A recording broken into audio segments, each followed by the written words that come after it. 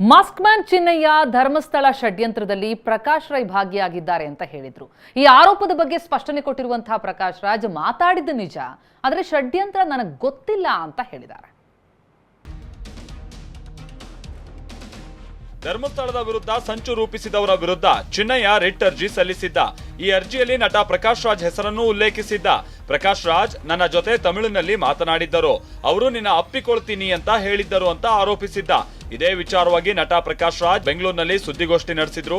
ಚಿನ್ನಯ್ಯ ಜೊತೆ ಮಾತನಾಡಿದ್ದು ನಿಜ ಅಂದಿರುವ ಪ್ರಕಾಶ್ ರಾಜ್ ಈ ವಿಚಾರವನ್ನ ತನಿಖಾಧಿಕಾರಿ ಮೊಹಾಂತಿ ಅವರ ಗಮನಕ್ಕೆ ತಂದಿದ್ದೆ ಅಂತ ಸತ್ಯ ಬಿಚ್ಚಿಟ್ರು. ನನ್ನನ್ನು ಮೀಟ್ ಮಾಡೋದಲ್ಲ ಬೇಡ, ನಿನಗೇನಾದ್ರು ಹೇಳ್ಬೇಕಾದ್ರೆ ನೀನು ರೆಕಾರ್ಡ್ ಮಾಡಿ ವಾಯ್ಸ್ ಕಳಿಸು. ನಾನು ಇಸ್ಕೆ ಇಮಿಡಿಯೇಟ್ ಆಗಿ ರೆಕಾರ್ಡೆಡ್ ವಾಯ್ಸ್ನಲ್ಲಿ ಏನೇನೋ ಬಡಬಡಿಸ್ದ. ಇಮಿಡಿಯೇಟ್ ಆಗಿ ನಾನು ಆ ದಿನವೇ ಇವ್ರಿಗೆ ಫೋನ್ ಮಾಡಿದೆ, ನಮ್ಮ ಮೊಹಂತಿ ಅವರಿಗೆ. ಮೊಹಂತಿ ಸರ್, ಇದು ಫಾರ್ವರ್ಡ್ ಈ ತರ ಇದೆ, ನಾನು ನಿಮ್ಮನ್ನು ಭೇಟಿ ಮಾಡಕ್ ಬರ್ತಾ ಇದ್ದೀನಿ. ಈ ನಡುವೆ ಪ್ರಕಾಶ್ ರಾಜ್ಗೆ ಫೋನ್ ಮಾಡಿದ್ದನ್ನ ಗಿರೀಶ್ ಮಟ್ಟಣ್ಣನವರು ಕೂಡ ಒಪ್ಕೊಂಡ್ರು. ಇನ್ನೊಂದು ವಿಷಯ ಹೇಳಿಲ್ಲ, ಅವನ ಹೆಂಡತಿಗೂ ಕೂಡ ಇವನು ಹೇಳಿದ. ಪ್ರಕಾಶ್ ರಾಜ್ ಮಾತಾಡಿದ ಮೇಲೆ ನನ್ನ ಮುಂದೆ ಹೇಳಿದ, ಅಂದ್ರೆ ನನ್ನ ಮುಂದೆ ಅವನ ಹೆಂಡತಿಗೆ ಫೋನ್ ಮಾಡಿದ.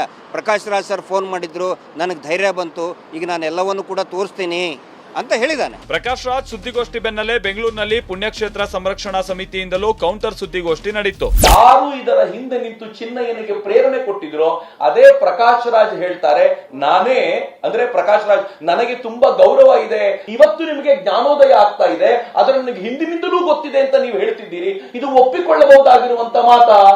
ಪ್ರಕಾಶ್ ರಾಜ್ ಒಬ್ಬ ಆರೋಪಿ ಈ ಪ್ರಕರಣದಲ್ಲಿ. ಅಂದ್ರೆ ಈ ಪ್ರಕಾಶ್ ರಾಜ್ ನನಗೆ ಅವ್ರ ಹೆಸರನ್ನ ಇಲ್ಲಿ ಚಿನ್ನಯ್ಯ ಉಲ್ಲೇಖ ಮಾಡಿರೋ ಕಾರಣಕ್ಕೆ ಇವ್ರು ಯಾಕೆ ಪ್ರಕಾಶ್ ರಾಜ್ಗೆ ಫೋನ್ ಮಾಡಬೇಕು ಅನ್ನೋದು ನಮ್ಮ ಪ್ರಶ್ನೆ. ಸೂತ್ರಧಾರಿಗಳು ಬೇರೆಯವರು ಇದ್ದಾರೆ ಅನ್ನುವಂಥದ್ದು ಇವತ್ತು ಯಾರು ಷಡ್ಯಂತ್ರದ ಮುಖ್ಯ ಪಾತ್ರಧಾರಿಗಳಿದ್ರು ಅವರೇ ಹೇಳ್ತಾ ಇದ್ದಾರೆ.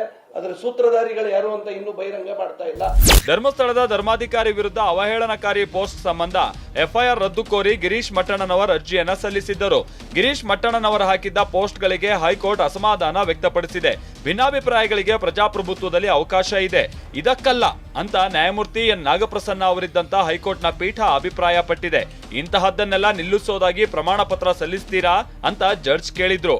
ಅರ್ಜಿ ವಿಚಾರಣೆಯನ್ನ ಜೂನ್ 22ಕ್ಕೆ ಹೈಕೋರ್ಟ್ ಮುಂದೂಡಿಕೆ ಮಾಡಿದೆ. ಶಿವಪ್ರಸಾದ್ ಜೊತೆ ಕಿರಣ್ ಹನಿಯಡ್ಕ, ಟಿವಿ9 ಬೆಂಗಳೂರು.